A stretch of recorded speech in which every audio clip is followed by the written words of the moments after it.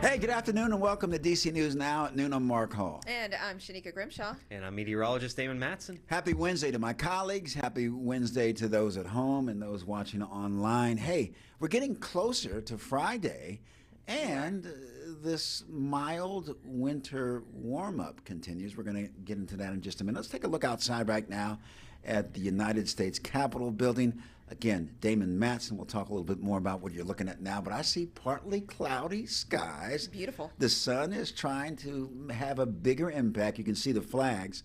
A little bit of a wind. I think I'm getting a look now, though, Shanika, at our meteorologist who's like, yo, stay in your lane.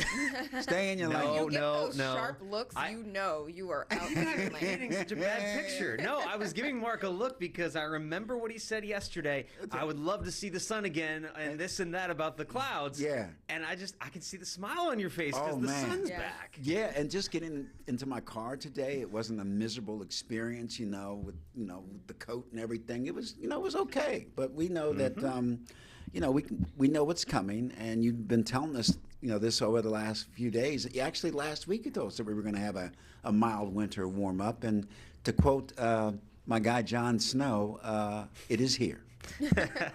Well, here the real test is, Shanika, were you very cold this morning? Because I was not. There we go. That's the test. How you know. That's the test. It's feeling good in the DMV. It must be. See, I don't even have sleeves on today. It was so nice.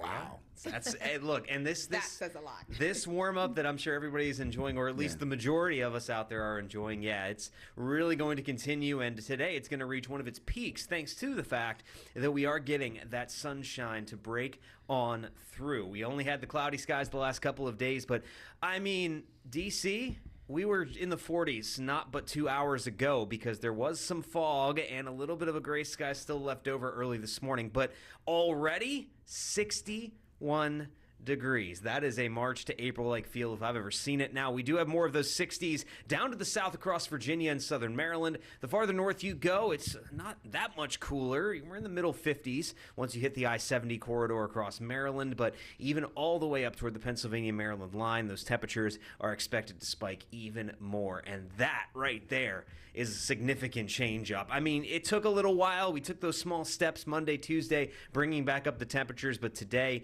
we take a major leap as all of us are running at least 15, if not 20 degrees warmer than we were at this point on Tuesday. And there you go, folks, as we progress along through the afternoon. Our temperatures are going to level off at some point here, so we basically hang out on average in the upper 50s to lower 60s. Your exact location is going to determine where you fall in that range, but as we head throughout the rest of the day, it is going to be downright beautiful. Yes, there will still be some clouds, but still plenty of sunshine mixed in there, so I mean, can you beat it? Get outside and try to enjoy this if you can, folks. Now, as we head toward the end of the week, one of the other talkers we've had with these warmer temperatures is there still rainfall on the way for our Friday and Saturday. We'll have a full look at that forecast coming up for you here in just a bit. But Mark and Shanika, I actually took a look back, and a couple years ago, we hit 80 degrees in January back in 2024. I don't remember that, Damon. Yeah. I don't remember that. 80? Yeah, so it's been warmer than it is today, but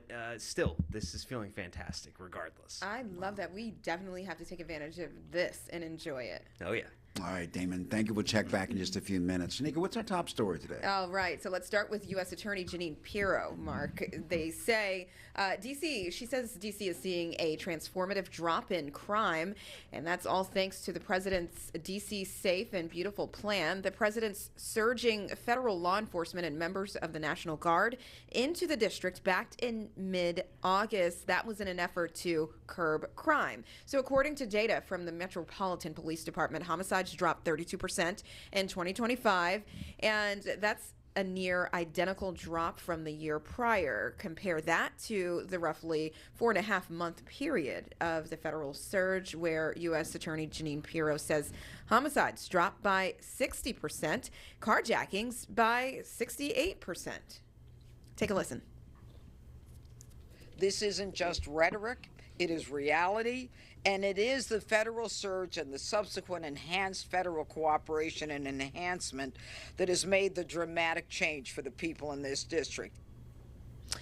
Yeah, and Puro says the momentum will continue into 2026. And this has been in the works, and people have been talking about this for quite some time now with the numbers, and some claiming that these numbers were skewed, others saying that they weren't. And this is just the way it is, Mark. Well, I can speak for the majority of D.C. residents. As a matter of fact, a blanket statement, I can speak for D.C. residents because I'm one. I'm not from here. But this is important to D.C. residents. They love their district or city or whatever you want to call it. And most people want crime to go down. And there's no doubt that that has been the case. Remember, Shanika, it was trending down even before President Trump took over the police department, and we saw, other law enforcement officials, at the federal level, and Guard members coming in. And then we've seen programs and initiatives and efforts in other cities like Baltimore and other big cities as well, where crime has gone down. So why not make this a collaborative effort, utilizing resources and things that work to continue to address crime and continue to bring it down? That's what people in D.C. want. They want a safer district. And we're there now. So let's just keep the momentum going. You're absolutely right. And you and I know firsthand, I mean, yes, we're seeing the numbers. Those numbers were trending down, and we've seen that. And we love that. We talk about these things often, and we were able to gauge and see how many stories we're not talking about, right? So yeah, those trends are really dropping, and we saw that, and those numbers did reflect that. So, yeah, and Shanika, I'm honest, just being honest with you, when I first moved to the district, there were some incidents that really caught my attention in areas where some people may not consider to be areas that are impacted by crime.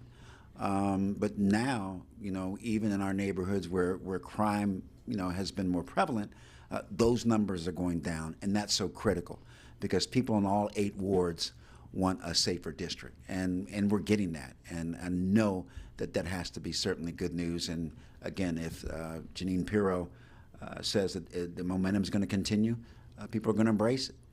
It'll be interesting to see what happens. And let's stay in D.C., Mark. Mayor Muriel Bowser swearing in Jeffrey Carroll, and that is as interim police chief. So Carroll was appointed D.C.'s top cop when Chief Pamela Smith announced her resignation. That was last month. Carroll has been with the department for more than 20 years, and he says he'll continue MPD's policy of community-based policing. Yeah, Chief Carroll, I think, started with the department back in 2002, so we're talking about almost 24 years now with the department. He, like you said, he has risen through the ranks. He's very familiar with the department. I think the issue that a lot of people continue to talk about, Shanika, is will Chief Carroll, will the interim tag be removed, and will he just become the chief of police?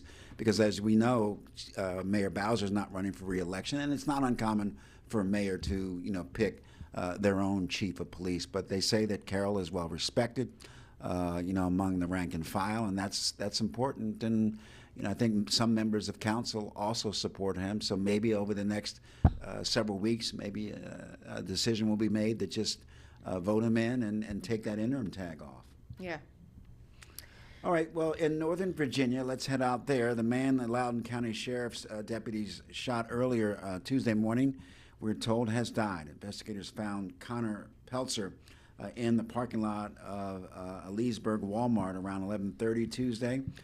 They believe that the 30-year-old was the suspect wanted in the attempted bank robbery in Dulles Crossings. They say that when deputies approached the car, Peltzer came out with a gun. That's when they shot him. Peltzer was taken to the hospital where he was pronounced dead. Well, change, it's a chance to save a life and maybe score a trip to the Super Bowl. Now, that's an interesting opportunity, Shanika. During National Blood Donor Month, the American Red Cross is teaming up with the NFL to encourage more people to roll up their sleeves and donate. January is certainly a time when donations typically drop, even as the need for blood increases. The Red Cross says that winter weather, holidays, and seasonal illnesses can all lead to fewer donations and putting the blood supply at risk. And to help boost the supply, the American Red Cross is partnering with the NFL, offering donors a chance to win a Super Bowl experience, including tickets, travel, and hotel accommodations. Right now, types O negative, O and A negative, and B negative are especially needed, and officials say that donating now can help ensure life-saving blood is available for patients when they certainly need it the most. And That's right pretty now, exciting. I'm I mean, I would pretty love to go. I wish the Commanders are there, but I definitely enjoy watching the Super Bowl every year, so that would be amazing. So, Shanika, I don't know if you've ever had an opportunity to donate blood. It's kind of a special feeling because it's, you're given, if somebody's in need of blood in an emergency situation, that donation can be certainly impactful and in some cases life-saving. And if they're teaming up with the NFL again for a Super Bowl ticket giveaway for blood donors, so maybe that's an extra added incentive. But even if that was off the table, so many people around this country take time out of their busy days and busy schedules to donate blood. So yeah. that good work will continue. Yeah, I was going to say, I'm pretty sure many people are lining up for that, especially with those Super Bowl tickets on the table there. So, yes, it's for a good cause and also a little bit of fun, Yeah, absolutely.